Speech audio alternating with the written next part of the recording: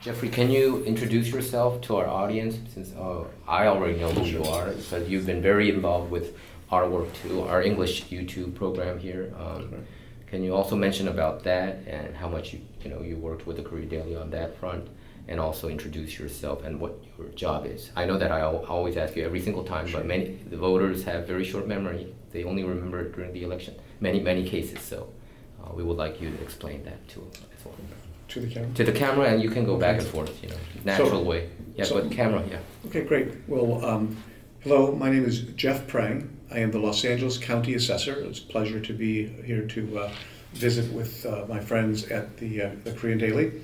I've had a long relationship with this newspaper. The paper supported me in my very first campaign when I ran in 2014.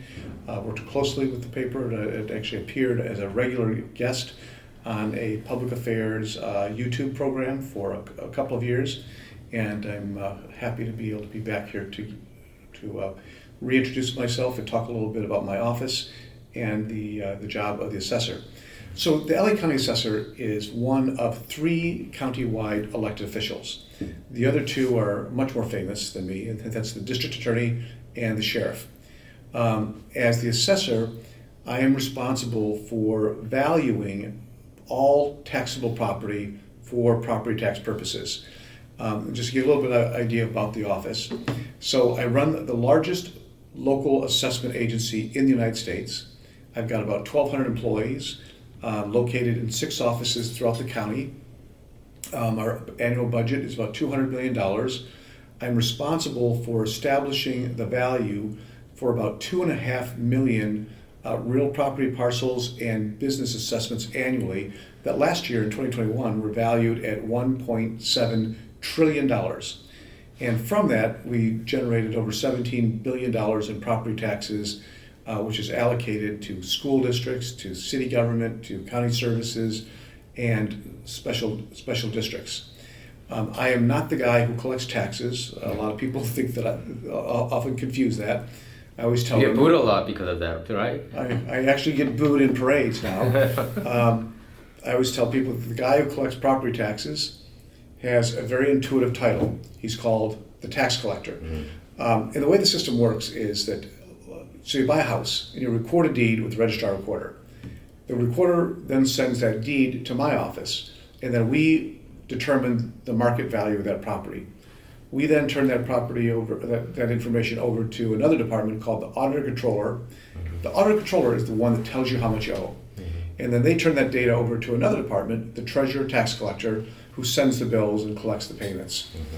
And we also get information from cities. So if you do new construction, like adding a second floor or building an ADU, the cities have to send us their permits, and then we analyze the permits to determine mm-hmm. If they need to be assessed. Mm-hmm.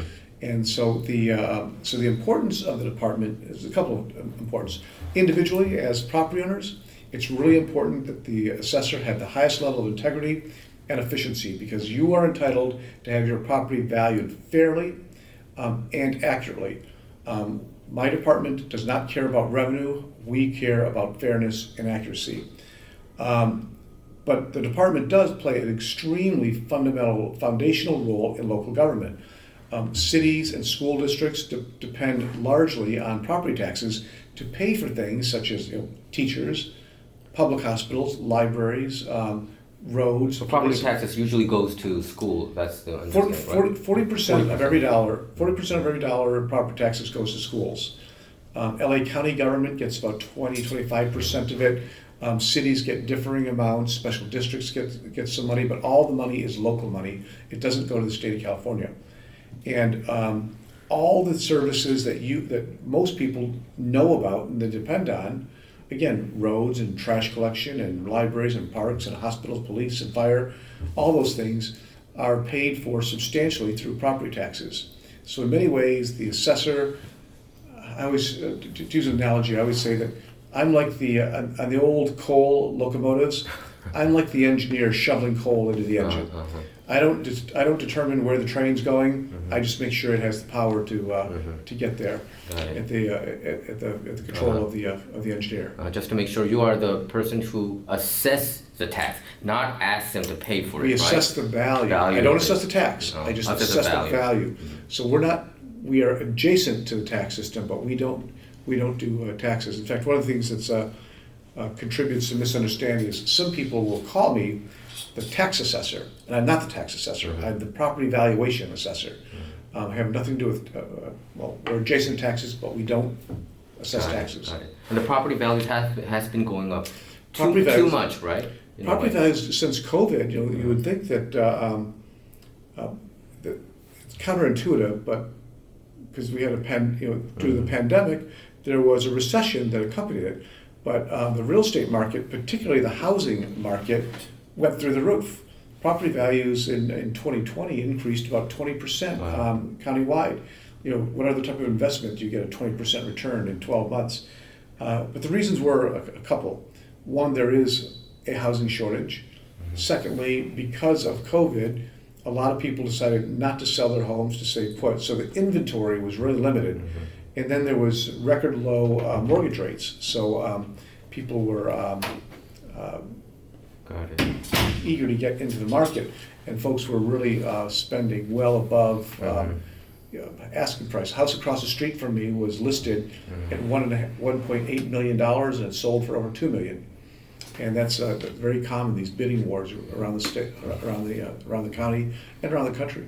Can you express your opinion about Triple H? HHH? Is that the one that is that for services, or is that the one that built housing? Housing. So I'm not an expert on HHH. I will say that It's a failure, right? I don't know that I have enough information to characterize that. I did vote for it. I can say that there is a general sense of frustration that the voters in LA County and LA City voted on Measure HHH and H to provide services and construction of housing, but the homeless problem seems to continue to expand. Okay. Our investment doesn't seem to be showing a return at the moment. How many candidates right now for the LA County assessor seat? There are right now? 4 candidates, Including you. Okay. including me. There's 3 other candidates. They're all appraisers in the office.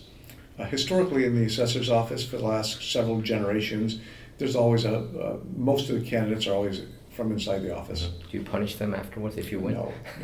Everybody has a right to run. Everybody has a right to express themselves. They're civil servants, and they if they do their jobs well, they take the exams and pass and get a good grade, that they'll have the opportunity to move along in the department. So why do our voters have to vote for you over other candidates? So I think a couple reasons. One is experience, and the other one has to do with the effectiveness. So I come to this office. I spent before I was elected assessor, I spent most of my life in government in progressively advancing positions. I was a city council member in West Hollywood and served 4 terms as mayor. I was an assistant city manager where I was responsible for managing large government agencies. And as you know, I worked for the city of LA, I worked for the county sheriff's department. And I was elected in 2014, taking over from a department that was rocked by scandal. My predecessor was accused of corruption. He's awaiting trial still. And so when I was elected, I came in and I enacted sweeping reforms intended to restore integrity and public confidence in the agency, and I think we've largely done that. A few things that I've done. The first one was when I was elected, I inherited this antiquated technology platform. It was a green screen, mainframe, DOS-based system, and something totally ineffective in the 21st century. So we've invested about $100 million to date, upgrading our technology to a cloud-based system, which is increasing public service, increasing efficiency for our employees. Another component of that, I told you there's 2.5 million property files in the county. When I was elected, all those documents were in paper form, in paper files. Yeah. Very awkward in order to get questions answered or do research. We have digitized all those, hundreds of millions of documents. They're now available at the fingertips of anybody in the department. A couple other things that I've done during COVID, when we had small businesses which were closed, unable to generate revenue, we provided property tax relief to 40,000 small businesses negatively impacted by COVID. We also provide property tax relief to victims of wildfires that we've experienced in recent years. One of the things that my department does, we also manage other tax savings programs that are available to homeowners, seniors, veterans, the disabled, and nonprofits. And in 2021, we helped them save $650 million in property taxes. The property tax system is very confusing. As I said a moment ago, nobody really knows what it is. They think I'm the tax collector. And I put a tremendous amount of effort into educating the public on how to access our department, how to demystify it. We've increased our public education, increased our communications, and I think we've been really effective at that. So much so that that the number of emails and phone calls we receive has stabilized in recent years. And I think that's because we've put so much information online, made it so simple to get information that people no longer have to call and sit on hold. They can get the information themselves. Got it. But the one thing I want to really emphasize, one of my most recent accomplishments that I'm really proud of is a workforce development program. So my department has about 1,200 employees. About half of those are real estate appraisers. And I need to, and every year I lose 25 to 35 of them due to retirement and attrition. In hiring them, it's very time consuming to hire people. If you have to, we get like thousands of applications. It takes months to interview them all. Going through background checks from the time you begin to the time you're done could be 9 months. For a county assessor worker, right? For these appraisers. Appraisers, yeah. And sometimes And they had a license? Do they have to be licensed. Okay. They have to go through training and be licensed by the State Board of Equalization. The program of training is very intense. It takes about a year. You must know Michelle Steele Park too, then. I met her before, yes. She was formerly on BOA. And like Judy Chu was there, I Oh, yes, think, right? Judy Chu and John So Chung. you're very familiar Very with much that area. So sometimes things will happen, like during COVID, we weren't able to hire anybody. And if I can't hire people, then our work production slows down. We can't provide as fair and accurate of work, so it's very important that we fill vacancies. And so I came up with an idea to create more stability in filling those vacancies. I entered into partnerships with local community colleges. The pilot program is working with West LA College and Rio Hondo College. And in West LA College, we're providing appraisal training for community college students. So they're going to be able to get the education they need to get licensed as an appraiser, and then I'll be able to hire them and reduce my internal training needs and ensure that we have a pipeline of people coming into the office every year. But also importantly, because as you know, community college students are oftentimes, they come from households where there's lower income, or from people of color, Latino, African American, where getting into a job in LA County, which has good pay, good benefits, and retirement, is a real career opportunity. So we're providing a pipeline and jobs to fill my needs, but also to fill the job needs, employment needs of the community. And I'm really excited about this as a potential template for other government agencies. So like, for instance, if there's a commercial property owner or just a regular real estate owner, if they feel like they're being overtaxed or whatever, they can contact your office? Is it easily accessible like that? It is. So there's a couple ways. Let's say you get a tax bill and you say, that's too high. They've overvalued my property. So you can do a couple things. The first thing you can do is call our office and say, I think you got it wrong, and provide evidence to support that, and we'll change it. But if the appraiser disagrees with you, you can file what's called an assessment appeal. And then you go before a hearing officer appointed by the Board of Supervisors, and they will referee your dispute between the assessor's opinion of value and your opinion of value. And we get about 18,000 of those appeals on an annual basis. Really? And many of them, do you win or do they win? Is it half and half? I actually don't know where the breakdown is. They tend to be pretty generous toward residential property owners. Are they? Oh, okay. The commercial property owners sometimes are much more complex cases. Can you share the website or the contact info to our readers for the viewers?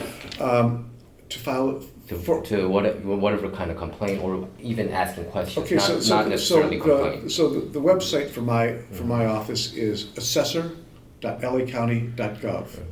And I think for the assessment appeals, I actually don't know that website. But you could, but there's links to it on my website.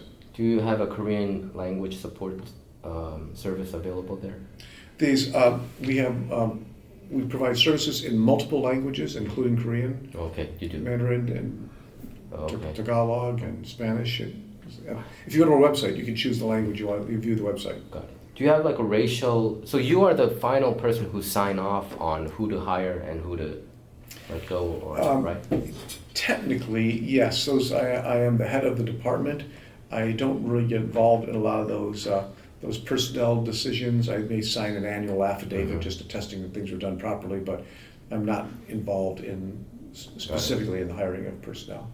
Yeah, but do you have the percentage of the racial or ethnicity percentage of the 1,200 employees who are working under you? We want to know how many Koreans work there, how many Asians work there. Do you have the percentage for that? I don't have it with me, but I can get it very really? easily. Okay. We do maintain those records. Got it. I did just as an aside, because I had reason to ask about this recently, but I was asked about the number of Filipino Americans who are in the department. So out of 1,200 employees, we had about 125 Filipino Americans, which is about 10% of the population. I do know that we have a very large number of Asian and Korean employees, and I think it's a pretty sizable percentage of the department. Mm-hmm. I know that. Wasn't there one Korean American employee who ran against you before? No. Sun Lee? No. Sandy Sun? No, I'm just. That may be. I want to know about. Isn't his name John Nogues? John Nogues, my predecessor. I want to know what's going on with that. We've been following up with that story, but it's such a long story. Why does these kind of cases take such a long time? Isn't it like a decade ago, this issue? And we want to know the update of that, because the Times is not covering that much about it. The local papers, they are withering about this report, but I actually don't know either. Have not been involved, and not other than just following what's But you hear stories. About. We don't. So I now and again, because it involved my department, I want to keep that issue at arm's length. I will say, just as a citizen, I'm curious as to what's taking the district attorney so long to bring that case to trial. So John Nogues, the scandal erupted in early 2012, and it was big news. It was big news all over the LA Times. Many stories. He vacated the office, put himself on home leave, I think about May of 2012. He was arrested and charged with corruption, I believe in the fall, September, October, and he served about 5 months in jail. So I believe he got out somewhere around February of 2013 on bail. And he has been out on bail since February of 2013. He has still not had his preliminary hearing. Can't believe it. So I don't know what's happening, but we've gone through is that 3 assessors? Or three district attorneys? Yeah. And nothing. So I don't know what's happening, but that would be a good question for the DA. How much? How isn't it about like kickback money? I mean, so there were 2 buckets of allegations. Yeah. One of them had to deal with he was alleged to be giving special treatment to his major political donors. The second bucket of allegations dealt with what he called a loan, about $200,000, which he accepted from a tax agent, somebody who lobbies our department. He did not report it, and the district attorney is calling that a bribe. Yeah. But the funny thing is, like, if you see the city council, you hear these, donors' relationship with, even former councilman Jose Huizar and even Mitchell Englander, and they got arrested and they are charged. But somehow John Nogues, it seems, I don't think a lot of people now remember it. I remember it because I talked about it with you a lot, when we did our show regularly. We didn't talk, I think that issue never came out. When we never talked about that topic because since you were working in that office. But we feel that the justice is slow here.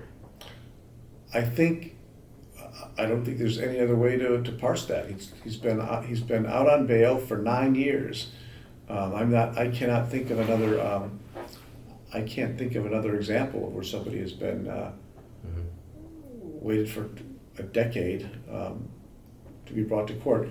I think, so some of the things I heard, some of the issues and the assessment issues are very complicated. Yeah. So I think the DA has changed personnel. So each time they change personnel, they all have to go back and do the research from scratch. I know that, and the DA is also trying to try the former assessor, a former senior manager in the department, and this tax agent. They're trying to try them all together. And each one of them has changed attorneys multiple times, and each time they change attorneys, it slows the process down. And then there was a technical error that occurred, I think, 2 years ago, and so a judge threw out the whole case, all the cases, and then the DA refiled, so they had to basically start the clock again. So is he on house arrest still, or is he completely scot-free now? I don't think he's ever been under house I think arrest. he was He's out on bail. Bail. So it's been ever since he's out on bail. He's been on bail since I believe February or March of 2013, and I don't know what the restrictions are on him. But all these things I'm telling you these are just what I get secondhand. I'm not. Nobody communicates with me directly. On this. And your position is nonpartisan, right? It's nonpartisan. That's right. Yours and even Gascon's or Alex Villanueva, right? City offices, school board offices, and county offices in California are all nonpartisan. Do you have conversations with Alex and George Gascon, since you were one of the only three county-wide positions, elected positions? No, I am aware that some counties, that the elected officials, the administrative elected officials do have close collaboration, but I've gone through it. A couple of sheriffs and a couple of DAs, and I know them and I see them at various functions, but we don't have regular. Can you give an opinion about George Gascon? No. Right now, I think that the last thing any politician wants to do is give opinions on other politicians. Got it. He's a county colleague and wrestling with his own challenges. Okay. Are there other races that you're paying attention to, or you can't even mention that because since you're I'm race? And we want to know how well you're doing in the polls that your campaign is. Internal polls and also your fundraising front. So there are no polls because polling is extremely expensive, and my campaign is a very low budget campaign. My whole campaign, I'm hoping to raise in the vicinity of $400,000, and I think even a really inexpensive poll is like $25,000 or $30,000, probably more. Okay. So it's just hard to justify. I don't know that it would tell us anything. I think we know that the assessor is that very few people know what the assessor or who the assessor is. Mm-hmm. So the money that we're raising is being spent in a couple of different ways. One, we bought a statement in the sample ballot. When you get your sample ballot, sometimes they'll have candidate statements. Most people don't know, but you have to pay to be in those. Mm-hmm. And for a countywide office, because the bigger the office, the more you have to pay. So I had to pay about $130,000 for that. We're also on slate cards. Mm-hmm. So a lot of these, you get a lot of mailers. It'll say, vote for this guy for governor, this person for senator, this person for state assembly, and you have to pay those to appear on those. And then we'll end up doing some social media and other type of web-based advertising. Yeah, and we also wanted you to tell our viewers any last words, how they can access your campaign address, and any contact info that you would like to share with us. Well, I've worked very hard as assessor to demystify the office, to make information more available, to be as helpful to the public as we can. We provide good information and a lot of different vehicles to provide that information to the public. And I think that if you see what our office has done, you'll see that we brought a lot of value and efficiency and responsibility and integrity to this department. I invite you, if you are interested in following, if you own property in particular, you can subscribe to our monthly newsletter, which is very informative, gives you helpful tips about things you may not have known about property ownership. And if you're interested in my campaign, you can get more information about me on my website at jeffreyprang.com.